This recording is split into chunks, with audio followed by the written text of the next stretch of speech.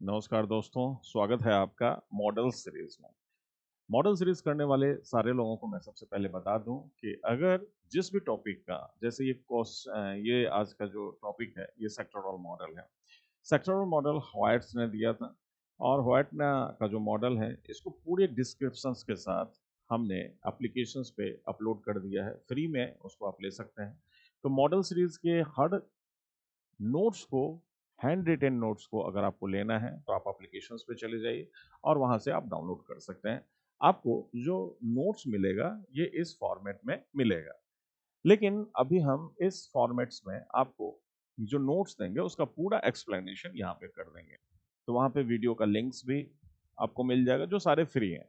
तो ये पूरा मानव भूगोल का मॉडल्स एंड थियरी आपके साथ मैं करवा रहा हूँ, और जब ये समाप्त हो जाएगा तो फिर हम जियोमॉर्फोलॉजी के जितने सारे सिद्धांत हैं और मेजर मेजर सिद्धांत हैं उसके बारे में चर्चा आपके साथ करेंगे। तो आइए खंड सिद्धांत के बारे में हम चर्चा करते हैं आपसे। आप सबका स्वागत है। जो लोग भी इस प्लेटफॉर्म पे हैं, नए हैं पुराने हैं, हम आप लोगों से आग्रह करते हैं कि आप इस चैनल को सब्सक्राइब करें, और अगर आपके लिए बेनिफिशियल है तो और लोगों को भी इसको शेयर करें। और शेयर ही नहीं करें, अगर कोई मुझसे अगर ऐसी चीज़ें आप चाहते हैं कि पढ़वाना चाहते हैं, चाहे कोई भी टॉपिक होगा, तो आप मैसेज हमारे नंबर पे कर सकते हैं 9873365744। हमारे Telegram channel CK Karan sir CK Karan sir geography with CK Karan sir channel है, उस पर भी कर सकते हैं जो टेलीग्राम चैनल है। तो आइए हम देखते हैं कि ये क्या था, खंड सिद्धांत क्या है, इसके बारे में समझते हैं।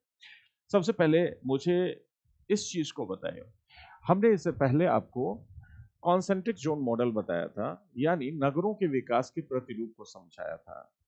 ये जितनी भी थियरी अभी चल रही है, इससे पहले चली, वो नगर के विकास की अवस्थाओं को बताता है कि नगर का विकास कैसे होता है। नगर क्या होता है, इसके पहले मैंने आपको बता दिया था कि नगर एक ऐसा क्षेत्र होता है जहां प्राथमिक क्रियाएं कम होती हैं और द्वितीय, तृतीयक और चतुर्थ क्रियाएं, प्राइमरी को छोड़कर 75% लोग गैर प्राथमिक कार्य में लगे रहते हैं, यानी गैर कृषि कार्य में लगे रहते हैं। उसके अलावा भी कई सारे डिफिनेशन हैं।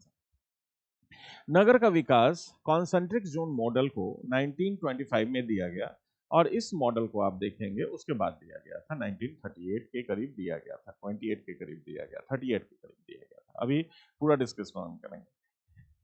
अब इसको व्हाइट नामक व्यक्ति ने दिया था। अब इसलिए दिया था क्योंकि उसमें कुछ कमियां रह गई थी। इनका कहना था कि किसी भी नगर का विकास एक वलय क्षेत्र में तो नहीं हो सकता। क्यों नहीं हो सकता? क्योंकि नगर का जनसंख्या डिसाइड करेगा कि हमें बसना कहाँ है। अब आप कहाँ बसेंगे? आप वहां बसेंगे जहां पे आपको ट्रांसपोर्टेशन बहुत इजीली मिल रहा है। तो सबसे पहले तो कहना था वाइट्स महोदय का कि वलय में कैसे विकसित हो जाएगा भाई। ये डिपेंड करता है कि जनसंख्या को अत्यधिक सुविधाएं कहाँ मिल रही है, और इन सुविधाओं में सबसे ज्यादा वेटेज इन्होंने कहा कि ट्रांसपोर्टेशन का है। यानी रेलवे अगर जिस रूट में ज्यादा डेवलप्ड है वहां इंडस्ट्री फैल जाएगी, उसी रेखा में इंडस्ट्री बन जाएंगे। अब मान लीजिए कहीं रोड का विकास बहुत अच्छा है, ट्रांसपोर्टेशन भरा पड़ा है, वहां डेंसिटी ऑफ पॉपुलेशन बढ़ जाएगा। इस तरह से इनका कहना था कि जहां रिसोर्सेस होता है ट्रांसपोर्टेशन का, और जहां मकान सस्ते मिलते हैं, रेंट सस्ता होता है, वो काफी कुछ डिसाइड करता है कि वहां पे हमारा डेवलपमेंट सेटलमेंट के रूप में हो। तो दो चीज याद रखिएगा, मीन्स ऑफ ट्रांसपोर्टेशन, परिवहन, और एक जो संसाधन है, और संसाधन किस रूप में है, और किराया बहुत कुछ डिसाइड करता है कि हमारा जो मॉडल बनेगा, जो नगरीय विकास का मॉडल बनेगा, वो कैसे बनेगा। तो इनका कहना था कि ये मॉडल कॉन्सेंट्रिक नहीं होगा, वलय रूपी नहीं हो सकता, सेक्टर में डेवलप हो सकता है। और सेक्टर डिपेंड करता है कि वहां के लोगों का पर कैपिटा इनकम क्या है और वो कहाँ डेवलप्ड हो रहे हैं, और ये सब डिपेंड करता है परिवहन और किराया पर। तो रेंट इकोनॉमी के आधार पे उन्होंने भूमि उपयोग के बारे में इसमें सम्मिलित चर्चा किया। आइए देखते हैं इसको विस्तार से। अब जिनको भी नोट्स चाहिए होगा, ये एप्लीकेशंस पे जाके डाउनलोड कर देंगे, और सेक्टोरल मॉडल लिखा हुआ है। अब अगर जिन लोगों को इस के आधार पे, यानी इस मॉडल के आधार पे पूरा नोट्स बनाना है, चाहे वो हिंदी मीडियम में हो चाहे इंग्लिश मीडियम में, वो बना सकते हैं। तो सबसे पहले इस चीज को समझिए, यहाँ हिंदी और इंग्लिश दोनों ही मीडियम का मैं जिक्र कर रहा हूं। और यहाँ जरा देखिए, यहां पे सबसे पहले देखिए, this model is also called Homer whites model. तो आप जानते हैं इसको कब दिया गया था? 1939 में दिया गया था। सबसे पहले आप इस चीज को फोकस कर लीजिएगा, जब भी क्वेश्चंस पूछा जाए कि खंड सिद्धांत को कब दिया गया है, तो 1939 में दिया गया है, इसको याद रखिएगा। अब ये एक अमेरिकन अर्थशास्त्री के द्वारा दिया गया था। याद रखिएगा किसके द्वारा दिया गया था? तो इकोनॉमिक्स यानी अर्थशास्त्री के द्वारा दिया गया था। तो इस मॉडल को अर्थशास्त्री होम हॉयट ने 1938 में दिया था। दूसरा, अगर मैं कहूं कि इस सिद्धांत में क्या चीज देखा गया, तो white try to overcome the weakness of the earlier theory. जैसे इससे पहले कॉन्सेंट्रिक जोन मॉडल या वलय सिद्धांत दिया गया था बर्गेस के द्वारा, तो उनकी कमियों को उजागर किया गया और कहा गया वलय में निर्माण नहीं होता सेटलमेंट्स या आवास क्षेत्र का, उसमें बहुत सारी चीजों का उचित ध्यान रखना पड़ता है। उसके बाद नगरों का विकास वलयों में नहीं हो सकता, ये एक वलय में नहीं होगा।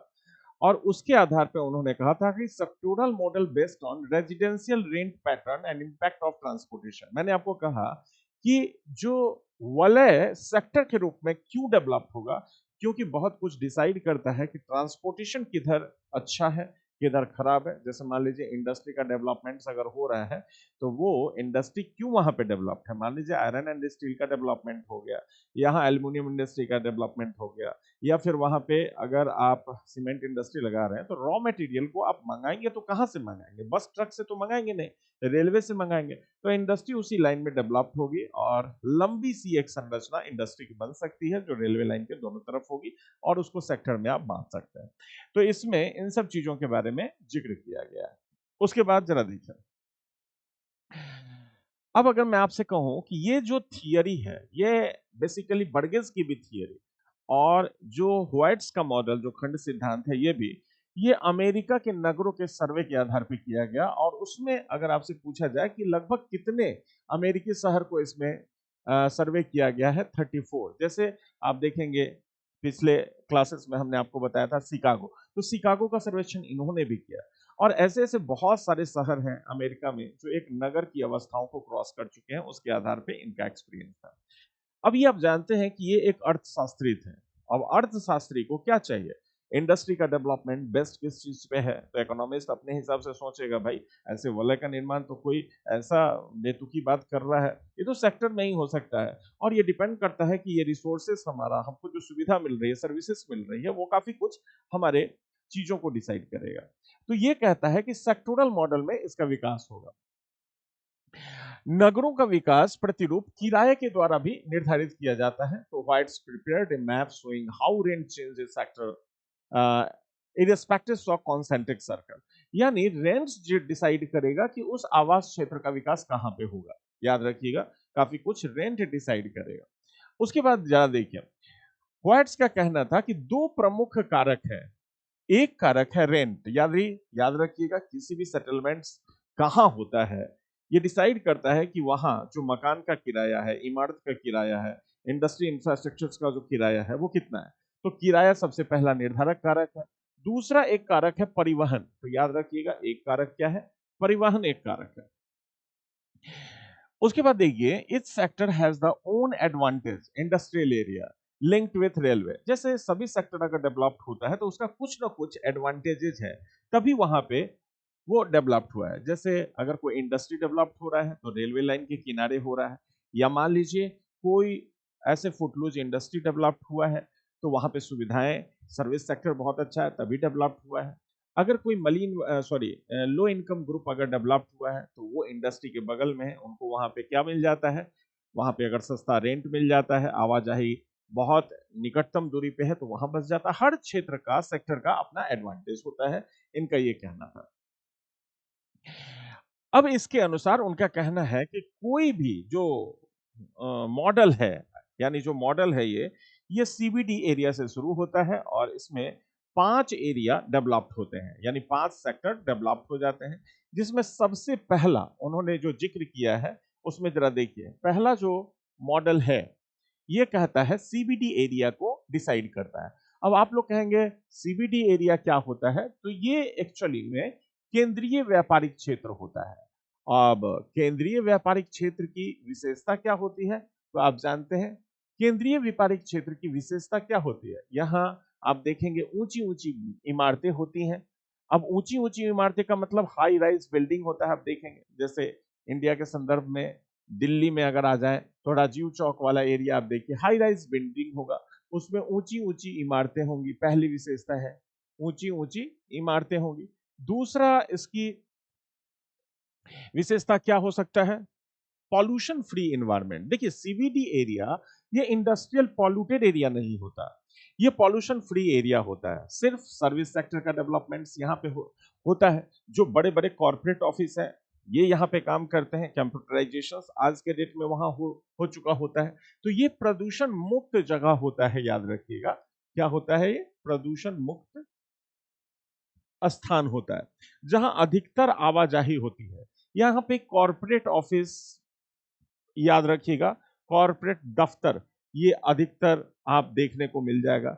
उसके बाद यहाँ पे आप देखिएगा जो सीबीडी एरिया होता है, जो एक मॉडर्न संस्कृति का डेवलपमेंट होता है। जैसे आप कनॉट प्लेस चले जाइए तो जितने भी मॉडर्न लोग हैं घूमते हुए दिख जाएंगे, पश्चिमी शैली आ गई है, छोटे छोटे ड्रेस पहनते हुए लोग घूम जाएंगे, आप देखेंगे, देखते रह जाए। तो ये इस तरह का जो मॉडर्न चीज है ये सीबीडी एरिया में आपको देखने को मिल जाएगा। जगह जगह रेस्तरा होगा, रेस्टोरेंट होंगे, लोग एक दूसरे के साथ बात कर रहे होंगे, एंजॉय कर रहे होंगे, एंटरटेन कर रहे होंगे, मल्टीप्लेक्स में घूम रहे होंगे। तो ये सब सीबीडी एरिया की खूबी होती है। तो यहाँ पे आधुनिक तकनीक और संस्कृति का बोलबाला होता है। आधुनिक तकनीक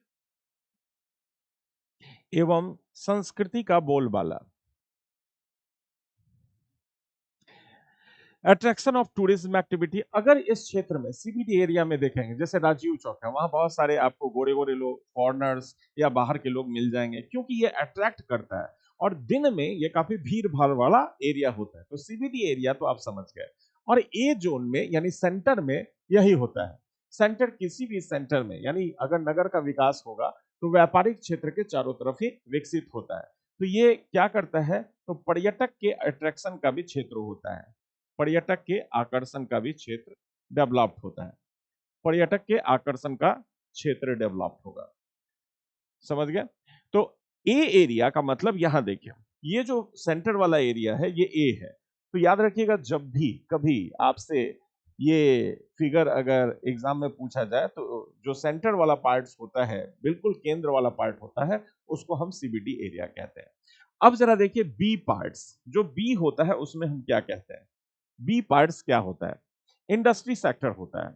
अब इंडस्ट्री सेक्टर का क्या मतलब है? देखिए यहाँ पे जो ये मॉडल है, ये मॉडल आप भी बना सकते हैं। अब आप अपने सोच के आधार पे भी इसको विकसित कर सकते हैं। जैसे मान लीजिए कि ए है सीबीडी एरिया, तो सीबीडी एरिया के चारों तरफ अगर मैं कहूं, अगर कोई इंडस्ट्री डेवलप हो रही है, मान लीजिए, जिसको हम जोन ऑफ ट्रांजिशन कहते हैं या इंडस्ट्री सेक्टर कहते हैं, याद रखिएगा, जोन ऑफ ट्रांजिशन या इंडस्ट्री सेक्टर, इसको हम क्या कहेंगे?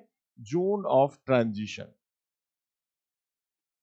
जोन ऑफ ट्रांजिशन का मतलब याद रखिएगा, ये जोन ऑफ ट्रांजिशन क्या होता है? जैसे अगर मैं आपसे कहूं जोन ऑफ ट्रांजिशन क्या होता है, तो यहां ए के चारों तरफ ये विकसित होता है। याद रखिएगा पहले कॉन्सेंट्रिक जोन थियरी आया था और फिर उसके बाद सेक्टोरल मॉडल आया था। तो उसमें क्रिटिसाइज किया गया था वलय में विकसित ना होकर सेक्टर में विकसित होता है। तो किसी किसी मॉडल में आप देखेंगे, किसी किसी फिगर में, ये जो आप देख रहे हैं जिसको मैंने बी से सी किया है, इसको जोन ऑफ ट्रांजिशन कहा गया है। और इसको एक तरह से इंडस्ट्रियल जोन ऑफ ट्रांजिशन कहा गया है और एक तरह से इंडस्ट्रियल बेल्ट भी कहा गया है। तो याद रखिएगा जोन ऑफ ट्रांजिशन भी कहा गया है और इसको लो इनकम ग्रुप भी कहा गया है। देखिए लो इनकम ग्रुप और जोन ऑफ ट्रांजिशन दोनों में बहुत ज्यादा समरसता है। लो इनकम ग्रुप वही डेवलप्ड होगा जहां इंडस्ट्री का डेवलपमेंट होता है। तो याद रखिएगा जोन ऑफ ट्रांजिशन में कुछ इंडस्ट्रियां ऐसी होती हैं जो सीबीडी से बाहर आ जाती हैं किराया ज्यादा होने के कारण, और जोन ऑफ ट्रांजिशन बन जाता है वहां पे। तो वहां पे लो इनकम ग्रुप और जोन ऑफ ट्रांजिशन वाला दोनों मध्य क्षेत्र डेवलप होता है। तो याद रखिएगा बी क्या है? जोन ऑफ ट्रांजिशन है, जो इंडस्ट्री सेक्टर का छोटा छोटा, यानी इसमें क्या होता है? तो याद रखिएगा इसमें स्मॉल स्मॉल इंडस्ट्रियां होती हैं, याद रखिएगा स्मॉल इंडस्ट्री होती है, स्मॉल इंडस्ट्री होती है। और ये स्मॉल इंडस्ट्री काफी हद तक डिसाइड करता है कि कुछ ऐसे कोर इंडस्ट्री में तब्दील हो जाए। और ये डिसाइड कौन करेगा? तो रेलवे। जैसे अगर मैं आपसे कहूं कि ये जो बी पार्ट्स है, अगर ये डेवलप्ड हो गया, इसका मतलब है कि ये रेलवे लाइन के चारों तरफ डेवलप्ड हुआ। ये अगर डेवलप्ड हुआ तो रेलवे लाइन के चारों तरफ डेवलप्ड हुआ है। तो ये बी जो है, याद रखिएगा, ये इंडस्ट्री वाला एरिया है, जोन ऑफ ट्रांजिशन वाला एरिया कह सकते हैं इसको बी को। यहाँ पे इंडस्ट्री भी डेवलप हो सकता है, छोटे बड़े इंडस्ट्री, काफी कुछ डिपेंड करता है रेलवे लाइन पे। तो याद रखिएगा जोन ऑफ ट्रांजिशन होता है। उसके बाद सी में अगर हम आए, जैसे industry sector develop due to development of transport sector like railway, road, river, route, inland. यानी इसका जो विकास है, मैंने आपको कहा कि इसका विकास यानी इस इंडस्ट्री का विकास, इसका विकास परिवहन पर निर्भर करता है। याद रखिएगा किस पे? परिवहन पर निर्भर करता है। जैसे मुख्य रूप से इनमें किसका वेट्रेस दिया गया है? तो रेलवे लाइन। रेलवे लाइन संसाधन को यानी कच्चे सामग्री को पहुंचाता है, इसलिए यहां पे इंडस्ट्रियल डेवलपमेंट्स हो जाता है, तो बी मॉडल्स। उसके बाद एक कंटिन्यूअस कॉरिडोर और sector will develop as the expansion of road and railway. जैसे जैसे परिवहन का विकास होता है, इस सेक्टर का विकास होता है। तो याद रखिएगा, इसमें ये लिख सकते हैं, जैसे जैसे परिवहन का विकास होता है,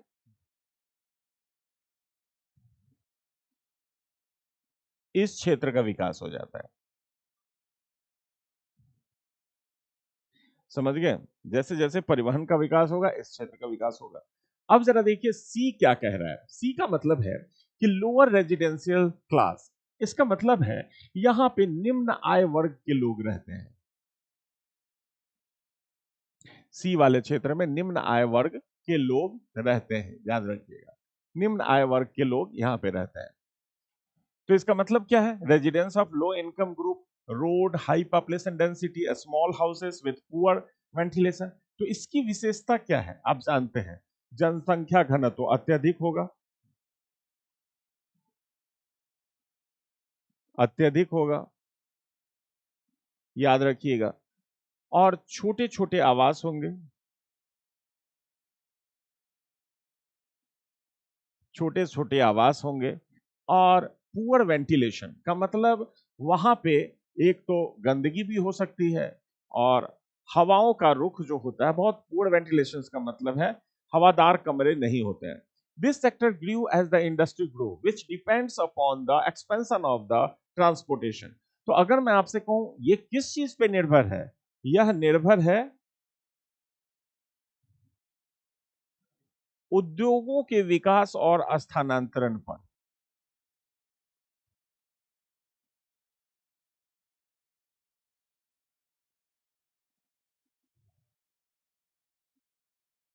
तो याद रखिएगा, ये किस पे निर्भर है? तो ये उद्योगों के विकास और स्थानांतरण पर।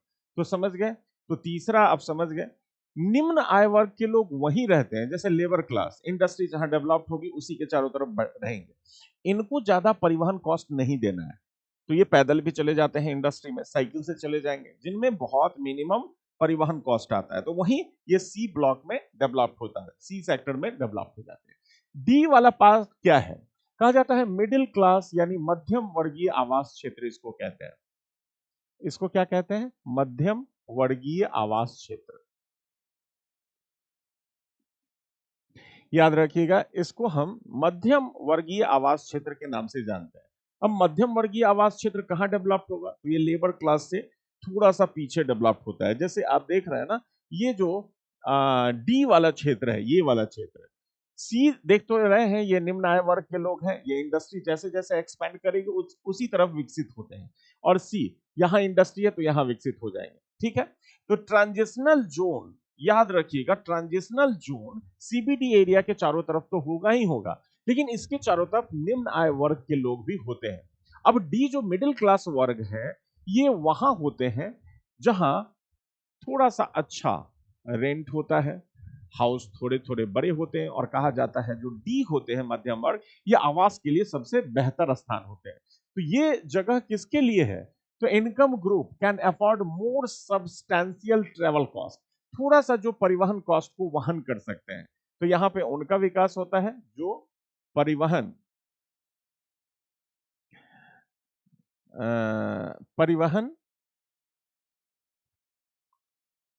किराया को वहन कर सकते हैं, वहन कर सकते हैं। ठीक है। और यहाँ पे बेटर लिविंग स्टैंडर्ड होता है। आप जानते हैं population consist of different activity, population जो होता है यहाँ पे, ये डिफरेंट एक्टिविटीज में लगे होते हैं। कुछ तो इंडस्ट्री में काम कर रहे होते हैं, कुछ सर्विस सेक्टर के पार्ट में काम कर रहे होते हैं। यहाँ यहाँ का सोर्स ऑफ इनकम डिफरेंट होता है। तो यहाँ थोड़ा खुला अपेक्षाकृत क्षेत्र होता है, याद रखिएगा। तो यहाँ के लोग विभिन्न कामों में लगे होते हैं। तो यहाँ की जनसंख्या विभिन्न कार्यों में लगी होती है, विभिन्न कार्यों में संलग्न होती है, बहुत सारी कार्य करती रहती है। उसके बाद it has more linkage with CBD, इनका लिंकेज जो होता है सीबीडी से भी होता है और सीबीडी से होता है, यानी सीबीडी से सर्वाधिक संपर्क होता है। यानी इनके पॉपुलेशन का सीबीडी एरिया में लगातार आना जाना होता है, सीबीडी से सर्वाधिक संपर्क होता है और अन्य कार्यों में लगे होते हैं। कहा जाता है इन सेक्टोरल मॉडल में सबसे अच्छा आवास का क्षेत्र कौन है? तो ये मिडिल क्लास वाला डी ऑप्शन वाला क्षेत्र है। ई में आइए। अब देखिए हाई इनकम ग्रुप है, ई का मतलब क्या है? तो ई का मतलब कहीं भी डेवलप्ड हो सकता है। इनको क्या चाहिए? शांति चाहिए, इनको कम ट्रैफिक चाहिए, इनको क्या चाहिए कि बहुत ज्यादा स्ट्रेस माइंड में पैदा नहीं हो, क्योंकि इनके पास पैसा ज्यादा है, बड़े बड़े हाउस होते हैं, फॉर्म होते हैं, यहाँ डेवलप्ड हो जाते हैं। तो this is the outer most and farthest area from the CBD, यह सर्वाधिक दूर अवस्थित होता है, याद रखिएगा। तो यहां यह सर्वाधिक दूर अवस्थित होता है, याद रखिएगा, यह सर्वाधिक दूर अवस्थित होता है, याद रखिएगा। और यहाँ जो कम्युनिटी होता है हाई इनकम ग्रुप का होता है, यानी यहाँ पे वैसे लोग होते हैं जो रईस हैं। इसका मतलब हाई इनकम ग्रुप यहाँ उच्च आय वर्ग के लोग होते हैं, उच्च आय वर्ग के लोग यहाँ चले जाते हैं। यहाँ wealthy and affluent people lives in, तो यहाँ पे आप देखिएगा काफी वैसे लोग होते हैं जो एजुकेटेड हैं, इंटेलेक्चुअल्स हैं, रईस हैं, वो लोग फॉर्म हाउस, बड़े बड़े हाउस बना के रहते हैं। तो धनवान व्यक्ति यहाँ पे अधिकतर होते हैं, धनवान व्यक्ति अथवा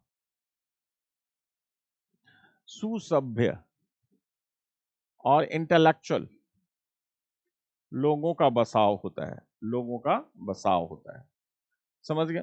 उसके बाद दिस एरिया इज क्लीन, बहुत साफ सुथरा एरिया होगा, यहाँ पे लेस ट्रैफिक होगा, शोरगुल बहुत कम होगा। शोरगुल निम्न होता है, निम्न ट्रैफिक होता है, निम्न परिवहन होता है, अपना व्हीकल रखते हैं ये लोग और उसी से ये ट्रैवल करते हैं। तो ये 5 सेक्टर का डेवलपमेंट्स हुआ। अब देखिए आप कहेंगे कि ये इंडस्ट्री वाला क्षेत्र जो एफ है, ये इसमें एक्स्ट्रा क्यों घुसा दिया गया है? तो ये जो एफ सेक्टर है, ये वास्तव में ये जो पार्ट है ना, इसी को इंडिकेट करता है। ट्रांजिशनल जोन का विकास कहां तक होगा, ये डिपेंड करता है रेलवे लाइन का विस्तार कहां तक हुआ है। अब अगर मैं कहूं कि रेलवे लाइन का विस्तार अगर बहुत दूर तक हो जाए, सिटी के बाहर तक, तो हो सकता है कि वहां तक इंडस्ट्रियल बेल्ट हो जाए। जैसे आप देखेंगे कि रेलवे लाइन के किनारे किनारे दिल्ली में भी, आप देखेंगे गाजियाबाद में भी, दोनों तरफ इंडस्ट्री बेल्ट बना हुआ है। आप देखेंगे गुड़गांव में भी इंडस्ट्रियल बेल्ट बन गया हुआ है। तो जहां जहां रेलवे लाइन जाएगा और इसी तरह से ये लंबा होता चला जाएगा। तो डिपेंड करता है कि ये सर्कल में इसका डेवलपमेंट नहीं हो, इसका डेवलपमेंट कैसा हो। तो इसका डेवलपमेंट याद रखिएगा एक तरह से लंबवत हो सकता है, ट्रायंगुलर हो सकता है, सेक्टर वाइज हो सकता है। तो याद रखिएगा इस तरह से इसका डेवलपमेंट होता है। अब इसका फीचर्स क्या है? अगर मैं आपसे कहूं कि सेक्टोरल मॉडल, इसकी विशेषता क्या है, जरा देखिए। विशेषता, सेक्टोरल मॉडल की विशेषता क्या है? अब देखिए पहला जो विशेषता है ये लिखा हुआ है, क्या है? व्हाइट्स ने दिया था ये theory model, realise that the transportation and access to resources cause the disruption of the concentric zone model. इनका कहना है कि सकेंद्रीय वलय पेटी का क्रिटिसिज्म क्यों हुआ, क्यों उन्होंने रिसोर्स के डिस्ट्रीब्यूशंस को, ट्रांसपोर्टेशन सेक्टर के डेवलपमेंट्स को या अन्य किराया को वेटेज नहीं दिया और सिर्फ वलय का निर्माण कर दिया। लेकिन नगर में बहुत कुछ डिसाइड करता है कि आप वहां रहेंगे जहां पे संसाधन है, जहां पे रेलवे है, रोड है, इंडस्ट्री वहीं डेवलप्ड होती है। तो एक सेक्टर में डेवलपमेंट्स इसका होता है, तो याद रखिएगा इसमें। उसके बाद transport linkage profoundly influence the activity and their location. कहा जाता है कि जो ट्रांसपोर्टेशन है ना, देखिए व्हाइट ने अपने मॉडल में रेलवे ट्रांसपोर्टेशन को बहुत ज्यादा वेटेज दिया और उनका कहना था कि यही ट्रांसपोर्टेशन डिसाइड करता है कि किसका लोकेशन कहां पे होगा, सेटलमेंट्स कहां पे होगा। अब ये शिकागो नहर जो है, अमेरिका में शिकागो नहर है, नगर है, उसके अनुसार बहुत आइडियल फिट हो जाता है, बहुत ही आइडियल फिट हो जाता है। उसके बाद याद रखिएगा ecological factor and economic rent concept to explain the land use pattern. इसमें क्या कहा गया कि जो इकोलॉजिकल इंपॉर्टेंस है वो भी बहुत ज्यादा मायने रखता है। इकोलॉजिकल इंपॉर्टेंस, जैसे मान लीजिए कोई मिडिल क्लास ग्रुप है या हायर क्लास ग्रुप है, वो नहीं चाहती है प्रदूषण बहुत ज्यादा, तो वहां रहना चाहती है जहां वो स्वच्छ इन्वायरमेंट है। तो याद रखिएगा इकोलॉजिकल इंपॉर्टेंस को भी या पर्यावरणीय दशाओं को भी इसमें शामिल किया गया है। Location of industry and environmental amenities values as determination in the residential area. खास करके वो जो मीडियम इनकम ग्रुप है, मिडिल इनकम ग्रुप या हायर इनकम ग्रुप, इस चीजों को बहुत देखते हैं। Both the distances and direction of the growth form the city centre as consider. कहा गया कि जिसमें डायरेक्शन किस दिशा में किसी भी सेटलमेंट का होगा, जैसे इस दिशा में बहुत लंबवत अगर हो गया तो रेलवे के कारण हुआ है, अगर इस दिशा में बहुत कम हुआ है तो यहाँ एमिनिटीज कम है, सुविधाएं कम है। यहाँ पे क्या है, तो सुविधाएं कम है, इसका मतलब यहाँ पॉपुलेशन ऑफ डेंसिटी बहुत ज्यादा होगा, झुग्गी झोपड़ी लो इनकम ग्रुप बहुत ज्यादा डेवलप करेंगे। तो ये डिपेंड करता है कि डायरेक्शंस किधर हुआ है उसका, याद रखिएगा। उसके बाद लिमिटेशन क्या है, लिमिटेशंस का मतलब मैं आलोचना की बात कर रहा हूं, यहां पे इंग्लिश में हमने आपको लिखा हुआ है। लिमिटेशंस क्या है, व्हाइट्स ने रेलवे लाइन के इंपॉर्टेंस को बहुत ज्यादा वेटेज दिया है, रेलवे का इंपॉर्टेंस बहुत ज्यादा दिया है। सिर्फ रेलवे के इंपॉर्टेंस से ही व्हाइट्स के मॉडल को हम थोड़ा सा क्रिटिसाइज कर सकते हैं। उसके अलावा multi nuclei business centre are not accounted. अगर मान लीजिए किसी क्षेत्र में पॉपुलेशन डेंसिटी एकाएक बढ़ गई, तो हो सकता है वहां खास एक इंडस्ट्री डेवलप हो गई है, तो हो सकता है जगह जगह एक छोटा छोटा सीबीडी एरिया बन जाए, जिसको हम मल्टी न्यूक्लियाई मॉडल भी कह सकते हैं। आगे हम देखेंगे हैरिस वाले मॉडल में, जो हो सकता है कल या परसों मैं आपको बताऊं।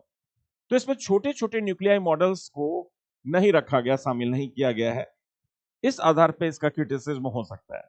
उसके बाद फिजिकल फीचर्स भी डिसाइड करता है, जैसे मान लीजिए कहीं स्थलाकृति प्रभावित कर रही है सेटलमेंट एरिया को, कहीं जलवायु प्रभावित कर रहा है उस एरिया को, तो इन सब का जिक्र इसमें नहीं किया गया है। जैसे अगर मैं आपसे कहूं कि कोई एरिया है जैसे दिल्ली, आप मान लीजिए, और दिल्ली में अगर मैं कहूं कि अरावली का पहाड़ वाला एरिया, वहां का सेटलमेंट कुछ अलग हो सकता है, समझ गया ना। तो सिर्फ और सिर्फ रिसोर्स रेलवे लाइन ही सब चीज को डिसाइड नहीं करेगा। सेक्टर का अगर डेवलपमेंट होगा तो उसमें मल्टी न्यूक्लियाई मॉडल्स को भी शामिल करना बहुत ज्यादा उचित है, इसलिए मल्टी न्यूक्लियाई मॉडल्स भी आया, उसको भी मैं आपको बताऊंगा। तो इस आधार पे आप समझ गए होंगे।